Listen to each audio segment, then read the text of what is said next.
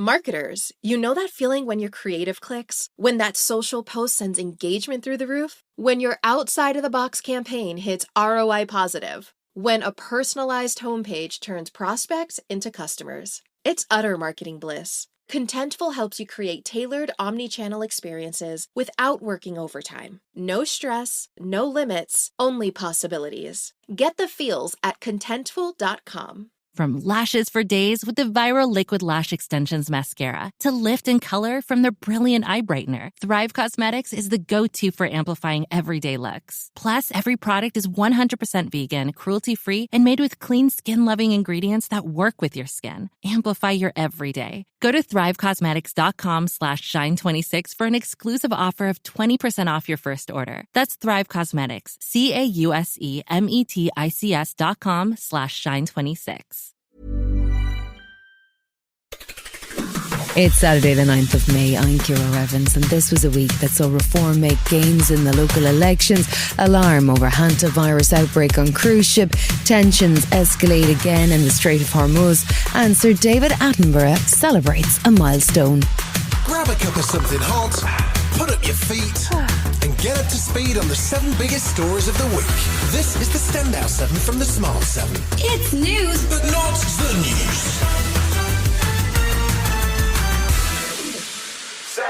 This week has seen the UK's political parties preparing themselves for Thursday's local elections in England and the devolved parliamentary elections in Scotland and Wales. The prospect of a local council wipeout for Labour has seen huge pressure on Labour leader Keir Starmer. Meanwhile, Reform and the Green Party were expecting to be the major beneficiaries, with the Lib Dems hoping that they might end up with most local councillors when the dust has settled. For both Labour and the Tories, the prospects were grim, and there were talks of Starmergeddon earlier this week as the PM could face a coup based on the results. Sunday saw Transport Secretary Heidi Alexander warning that chopping and changing leadership has proven to be a poor strategy. Those people who think that we should have a leadership election now and repeat the mistakes that the Conservative government made in churning through prime ministers probably do need to give their head a gentle wobble. Things haven't been going much better for Labour in Scotland, with Scottish Labour leader Anas Sarwar one of the first to call on Prime Minister Keir Starmer to resign back in February at the beginning of the Mandelson scandal. He was back in the spotlight on Tuesday, writing in The Independent to express his disappointment with the PM in a bid to wrangle Scottish voters away from the SNP. I said what I said in February. I stand by it. Again, I'm saying directly to voters in Scotland. I get many of you are disappointed and angry. Every vote for me in Scottish Labour in this election is not an endorsement of Keir Starmer. It won't be used as an endorsement of Keir Starmer. It is choosing who the First Minister is. Polls opened at 7 a.m. on Thursday for the local and devolved parliamentary elections across the UK.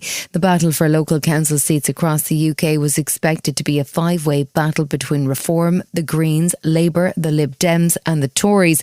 The Tories were under pressure, with many expecting to see their seats halved, but leader Kemi Badenoch was staying positive in advance of polls opening, insisting that her party remained the only sensible choice. The only party that is serious and that has a plan, not just for local councils but for the country, is the Conservatives. Whether it's our plan to get Britain working, abolishing business rates for small businesses, we have a plan, no one else does. New Green Party leader Zach Polanski has come under huge media pressure after his party's recent by-election victory, with the Today Show weighing in with some big questions on Wednesday. Do you think you're ready to be Prime Minister? I'm not ready right now, no. I've been leader for 8 months and there's lots of skills and lots of knowledge to get, and I think that's fine. I think I'm a human being, I'm not perfect. But give it 2 years, you will be. Well, we'll see in 2 years' time, won't we? But I'll certainly be putting in the work. Counting in the Welsh and Scottish elections began on Friday morning, and the results from the local elections in England will continue to trickle in across Saturday. Early signs were that Reform has won significant numbers of seats, but BBC pollster Sir John Curtis was suggesting that they might not have achieved the 30% vote shared they had hoped for. Former Reform chair Zia Yusuf was sounding bullish about his party's prospects. I think we're going to see the absolute decimation once again of what we call the uni party, the Tory and Labour party, that are basically stand for the same things. Labour's Deputy Leader David Lammy took a cautious tone as early signs suggested that the elections might not be as catastrophic for Labour as some had feared.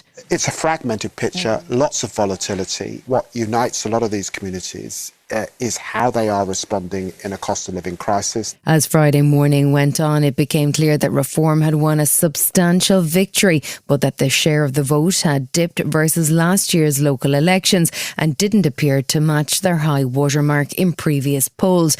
Regardless, leader Nigel Farage was keen to trumpet his party's success. The pattern that's emerging over the country is that Labour are being wiped out by Reform in many of their most traditional areas, and what you're going to see later on today is the Conservative Party being wiped out in their heartlands like Essex. It was clear that the traditional two-party system has been challenged in these elections, with Labour suffering losses to both the Greens and Reform. However, while the results were poor, Prime Minister Keir Starmer was out early on Friday to face the consequences and reaffirm his commitment to leading his party. Let me be clear, these are really tough results. I'm not going to sugarcoat it.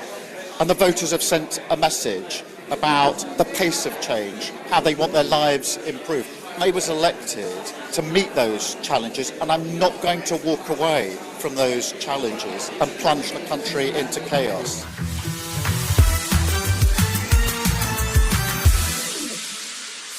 If you were thinking of taking to the seas to avoid rising airline prices, an outbreak of the deadly Hantavirus on a cruise ship may change your mind. Tuesday saw 2 crew members from the MV Hantavirus airlifted off the stricken cruise ship, which is currently anchored just off West Africa's coast. The ship has had an outbreak of Hantavirus, which has seen passengers fall ill and 3 die in what appears to be an unusual case of human-to-human transmission. Medical teams in the World Health Organization boarded the vessel and began testing and treating passengers with symptoms. The disease is usually spread by rodents, but Dr. Maria Van Kerkhove from the WHO says that in this case it does seem to be human-based transmission. Our assumption is that has happened, and that's why we are operating and working with the ship to make sure that anyone who is symptomatic, anyone caring for patients is wearing full personal protective equipment.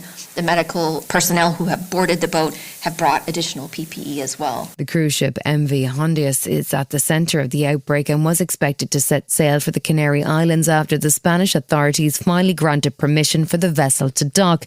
The World Health Organization evacuated a number of passengers on Wednesday, including a British doctor who is a crew member and is suspected to be suffering from the virus. The ship, which has still 150 passengers on board, was expected to take 3 days to reach the Canaries, but Fernando Clavio, who was the head regional government of the islands, says that makes no sense. If the passengers are healthy and there is no risk of infection, it makes no sense for them to have to travel to the Canary Islands to be repatriated. No one has explained us that. No one has explained to us why. Given that it's only been 6 years or so since the COVID-19 pandemic swept around the world, it's understandable that everyone was more than a little nervous when the World Health Organization held a press conference on Thursday on the topic of the Hantavirus outbreak on board the cruise ship MV Hantavirus. The message from the WHO was one of reassurance, as the virus in this case only spreads through close personal contact. The ship is on the way to the Canary Islands, with Spain's head of civil protection, Virginia Barcanal Sanz, said all appropriate precautions will be taken. So they will be completely isolated from the public. They will reach an area of the airport that will be completely isolated. I would say this just so the public in the Canary Islands can be calm. The outbreak has seen 8 cases, 5 of which have been confirmed, with 3 people dead from the disease. The concern for health authorities is that as many as 30 people may have left the ship and returned home, including 7 British nationals, and the race is on to identify those people.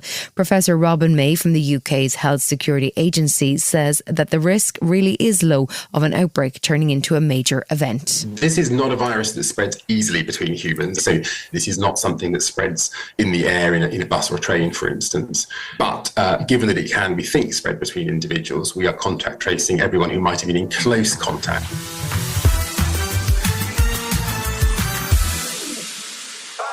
This week has seen a new wave of escalation in the Strait of Hormuz get underway with no signs of a significant breakthrough. There were claims from Iran that they had fired 2 missiles at a US Navy vessel and counterclaims from the US president that the US had sunk 7 of the Iranian Navy's fast boats.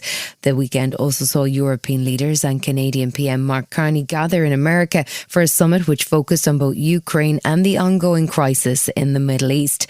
Prime Minister Keir Starmer was in attendance, still in search of closer alignment for the UK with European allies as the world becomes increasingly more dangerous. He was also calling for European allies to step up investment in defence. If we talk about defence and security, in Europe we've got behind over many years now. We're not where we need to be. NATO Secretary-General Mark Rutte was continuing to try and walk a delicate line between the US and the Europeans. There has been some disappointment on the US side, but I would also argue that what I'm hearing from all my contacts with European leaders is that European leaders have gotten the message. They heard the message from the US loud and clear. America and Iran continued their diplomatic arm wrestling over the Strait of Hormuz on Tuesday, with both sides claiming to have control over the critical waterway. The US had announced that it would begin escorting ships through the shipping channel in a move dubbed Project Freedom, but it wasn't clear that any ships had successfully passed through on Tuesday.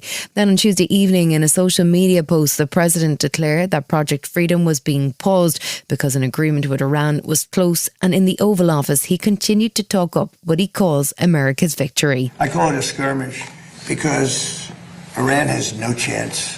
They never did. They know it. They expressed it to me when I talked to them. Then they get on television, they say how well they're doing. Iranian Foreign Minister Abbas Araghchi has described the American efforts as pointless, posting on X that Project Freedom is Project Deadlock, but hasn't commented on the potential deal. Earlier, Secretary of War Pete Hegseth held a press conference on Tuesday and continued the theme of threats to Iran, while also calling on America's allies to contribute to the mission. If you attack American troops or innocent commercial shipping, you will face overwhelming and devastating American firepower. The president has been very clear about this. Wednesday saw more bickering between Iran and the United States over potential peace talks and the current state of affairs in the Strait of Hormuz. US President Trump continued to suggest that a deal is close, while also insisting that Iran cannot have a nuclear weapon. With Trump due to visit China next week, the Chinese Foreign Ministry entered the chat on Wednesday as spokesperson Li Jian says it's time for peace. The current situation is at a critical juncture of transition from war to peace. China believes that a complete cessation of hostilities is imperative, and restarting the conflict is even more unacceptable. Former head of MI6 Sir John Soros says Trump has got himself into an unenviable position. Every intelligence agency around the world knew that if you assault Iran, they're going to close the Strait of Hormuz. You cannot stop the Iranians holding these commercial vessels at threat. You don't need a large navy, you don't need sophisticated weaponry to hold a commercial vessel at risk. Tensions escalated in the Strait of Hormuz again on Thursday, with the US launching strikes on Iranian military bases and Iran launching attacks on US destroyers. Iran has accused the US of breaching the ceasefire, and the US attacks came just hours after Iranian officials announced the two sides were considering a one-page proposal for a longer pause in fighting. The agreement, which proposes both sides lifting the blockade on the Strait of Hormuz for 30 days while peace negotiators get to work, does not appear to deal with the issue of Iran's enriched uranium. Speaking to reporters outside the White House, Trump dismissed the Iranian attacks and continued to issue stark warnings. They trifled with us today. We blew them away. I'll let you know when there's no ceasefire. You won't have to know. If there's no ceasefire, you're not going to have to know. You're just going to have to look at one big glow coming out of Iran.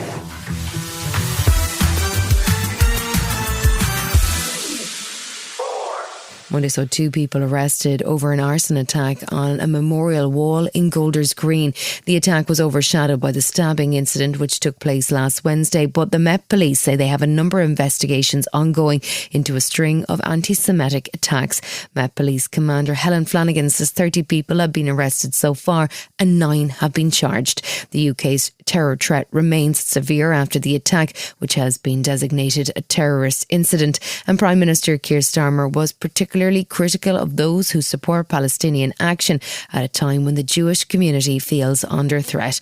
Tory leader Kemi Badenoch says that pro-Palestinian marches should be banned. Of course we have a right to free speech. Of course we have a right to protest. But these marches are being used to create a climate of intimidation and fear against Jews. Green Party leader Zach Polanski has drawn criticism for his response to the Golders Green attack, but he says that a crackdown on protest is wrong. I think it's important that we make sure that we have freedom of speech in this country and freedom of protest.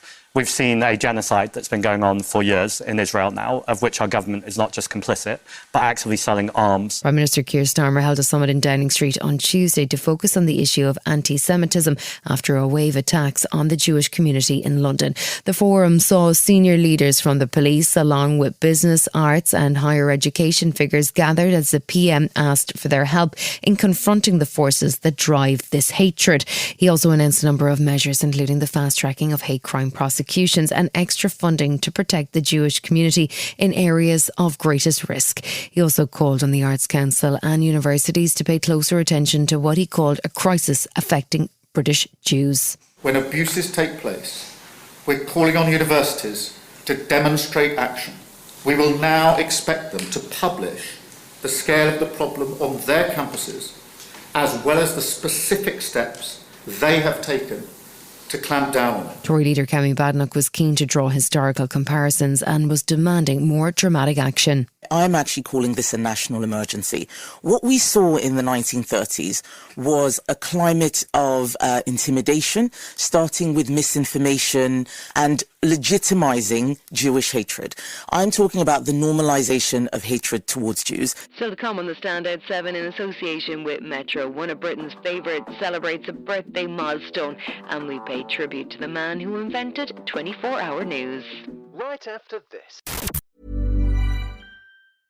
Marketers, you know that feeling when your creative clicks? When that social post sends engagement through the roof? When your outside-of-the-box campaign hits ROI positive? When a personalized homepage turns prospects into customers? It's utter marketing bliss. Contentful helps you create tailored omni-channel experiences without working overtime. No stress, no limits, only possibilities. Get the feels at contentful.com. You've got social dialed in. Search is doing its thing. So why do your marketing results look the same as 6 months ago? That's because you're fishing in the same pond as everyone else. Podcast listeners are a different audience entirely. More engaged, harder to reach through traditional channels, and ready to act when someone they trust makes a recommendation. We're Acast, and we put them right in front of you. Browse thousands of the world's leading podcasts, book host reads or run your own ads, and track every conversion in real time. Same skills you already have, brand new results. Acast. Acast.com/advertise. Welcome back. Saturday sees Russia celebrate Victory Day with a parade in Moscow that won't have any tanks or military equipment in case Ukraine decides to stage a long-range drone attack. President Putin had proposed a temporary ceasefire, but then also spent the week attacking Ukraine, hitting 14 different regions and killing at least 70 people and wounding up to 500, according to the UN monitoring mission. It's not clear what will happen next, and despite sporadic talk of Ukraine from President Trump, there has been no serious attempt to get both sides back to the negotiating table. One of President Trump's complaints has long been that the Biden administration poured money into the defence of Ukraine while European allies sat back. But that was not the case, and former Biden Secretary of State Anthony Blinken has the receipts. Ukraine's been the recipient, obviously, of a lot of assistance. For every dollar that we put into Ukraine, Europeans and others put in $1.50. And much of the money that we spent on Ukraine was actually spent here in the United States to either buy weapon systems for them or to replenish the systems that we gave them.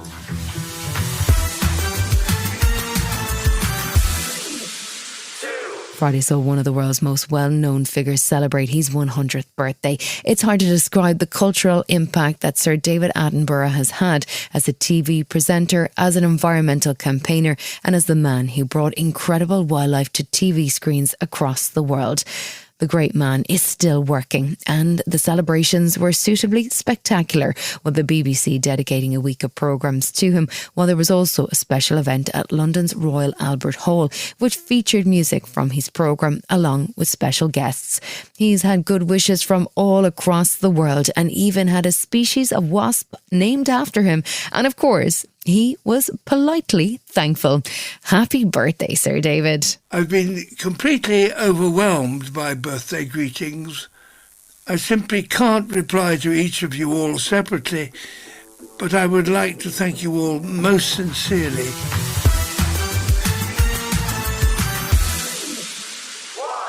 Wednesday saw the death of the man credited with creating the 24-hour news cycle, Ted Turner. He founded CNN and created the concept of the rolling news channel, which has since been copied by many, including Rupert Murdoch's Fox News. Turner was also a philanthropist, donating more than $1 billion to the UN and charitable causes, and he was a world-class yachtsman, winning the America's Cup in 1977. He was described by former CNN executive Walter Isaacson as the most fearless journalist I've ever seen, and there were tributes from a wide range of admirers, including Piers Morgan and US President Donald Trump. The man known as the Mouth of the South was married to actress and activist Jane Fonda for 10 years. Rest in peace, Ted. I worked till 7 o'clock, and when I got home, the news was over. So I missed television news completely, and I figured there were lots of people like me. It was more than just a company to me. It was a way of life. You've been listening to The Smart 7. We'll be back tomorrow at 7 a.m. Hit that follow button and have a great day. Give us 7 minutes, we'll give you the world.